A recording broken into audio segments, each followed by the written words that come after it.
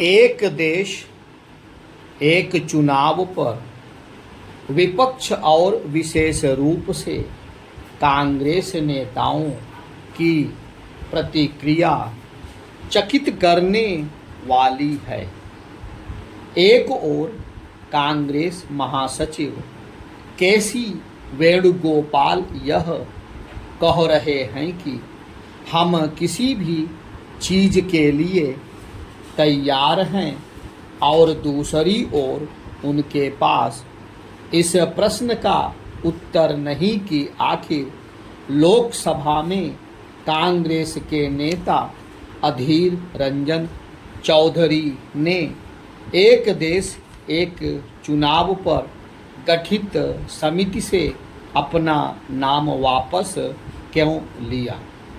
एक अन्य कांग्रेस नेता जयराम रमेश यह कह रहे हैं कि इसके लिए आम सहमति बनानी होगी, लेकिन पता नहीं क्यों वह यह भूल जा रहे हैं कि यह तो तब संभव होगा जब कांग्रेस उक्त समिति को अपने सुझाव देगी। यह अजीब है कि कांग्रेस की ओर से ऐसा करने के स्थान पर यह कहा जा रहा है कि एक देश एक चुनाव की पहल संघीय ढांचे पर हमला है।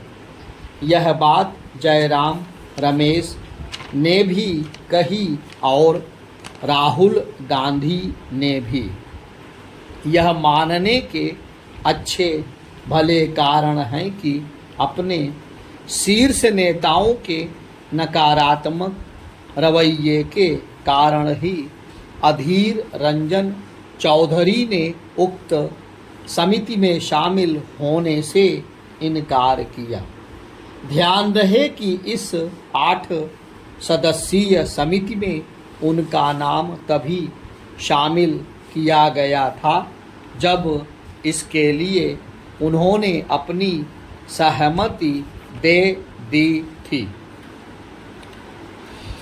राहुल गांधी की माने तो एक देश एक चुनाव की पहल भारत के विचार और देश के संघीय ढांचे पर हमला है।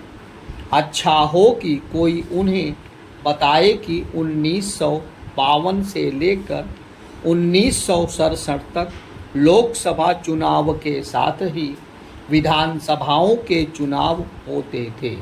क्या राहुल यह कहना चाहते हैं कि नेहरू जी और इंदिरा जी लोकसभा एवं विधानसभा के चुनाव एक साथ कराकर संघीय ढांचे पर हमला कर रहे थे?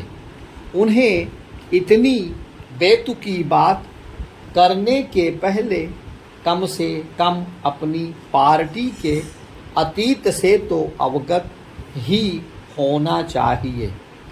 वास्तव में एक देश एक चुनाव की पहल पर राहुल का विचित्र वक्तव्य अंध विरोध की राजनीति का ही परिचायक है। लगता है उन्होंने यह ठान लिया है कि मोदी सरकार को ना तो कोई रचनात्मक सहयोग देना है और ना ही सकारात्मक राजनीति की राह पर चलना है। इससे इनकार नहीं कि एक देश एक चुनाव के लक्ष्य को पाने के लिए व्यापक विचार विमर्श के साथ संवैधानिक प्राविधानों में परिवर्तन की प्रक्रिया से गुजरना होगा, लेकिन जनहित और देशहित में यह काम किया जाना चाहिए। कांग्रेस समेत जो विपक्षी नेता एक देश एक चुनाव को जटिल मसला बता रहे हैं, उन्हें इससे परिचित होना चाहिए कि जीएसटी कानून का निर्माण भी एक जटिल प्रक्रिया थी। यदि जटिल समझे जाने वाले जीएसटी कानून पर आम सहमति बन सकती है, तो एक देश एक चुनाव पर क्यों नहीं बन सकती? निसंदेह बन सकती है, यदि विपक्षी दल नकारात्मकता का परित्याग करें और यह समझें कि एक साथ चुनाव कराने से समय के साथ संसाधनों की भी बचत होगी और इसका लाभ जनता के साथ उन्हें भी मिलेगा।